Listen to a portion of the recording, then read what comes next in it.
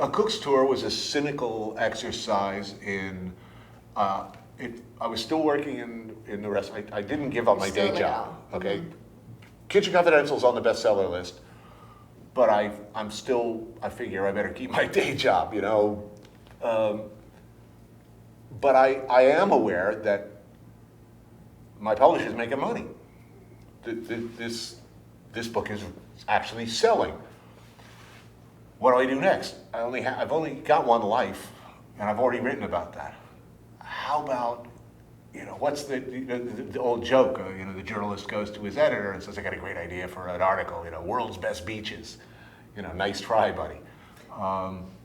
That was exactly it. I figured I did pretty well with this book. I'm going to go right back and pitch a book where essentially somebody else pays for me to travel around the world, going to all the cool places that I was quite sure last year I would never see in my life. So the first order of business was like Vietnam and Cambodia and all these places I was very romantic about. They actually bought the book. And then afterwards, some goofs walk into the restaurant and they're like, you know, we want to make TV with you. You know, we'd love to do TV, I don't know, something with Kitchen Confidential. And at this point, I'd already sold that, I think, to an option on that. But I said, well, so that's gone. But look, I'm about to do this. I'm about to travel around the world and go to all the cool places I ever dreamed of and write about, you know, eating my way around the world, essentially. You know, I guess you could come along and shoot that. And they said, oh, okay, well, we want to go pitch that to Food Network. And I said, well, I've been shitting all over Food Network for some time now. I don't think I'm exactly in good odor there. They call back and they say, look, we've got a meeting.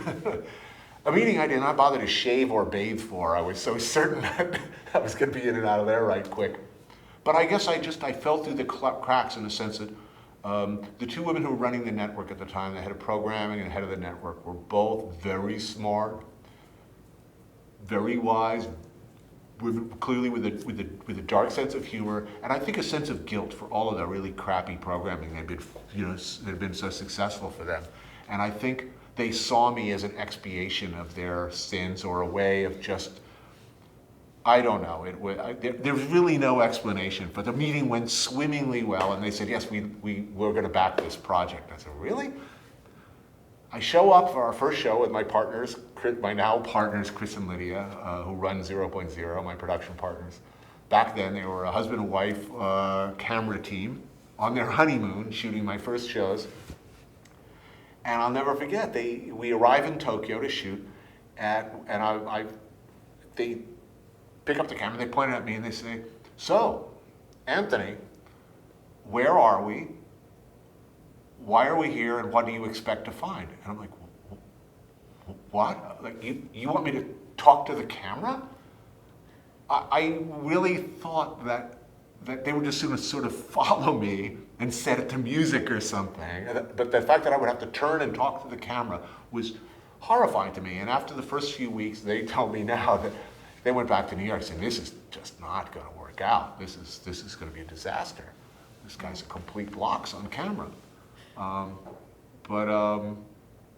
It all started there, and that I guess we traveled together for weeks. We ended up in Vietnam around halfway through this, like a 7-week shoot in 3 countries. And at one point I find myself with Chris in the room, in a hotel room, and I'm laying on the bed, and I look up and there's a fan like this going around in slow motion. And I look at him and he looks at me, and we're going, foreseen apocalypse now. And we just started doing all of this self-indulgent film references, and I suddenly realized, wait a minute, this filmmaking thing can be fun. We can rip off all of the great, it's a big crayon box. We can actually enjoy this thing. And we started having fun from that point. And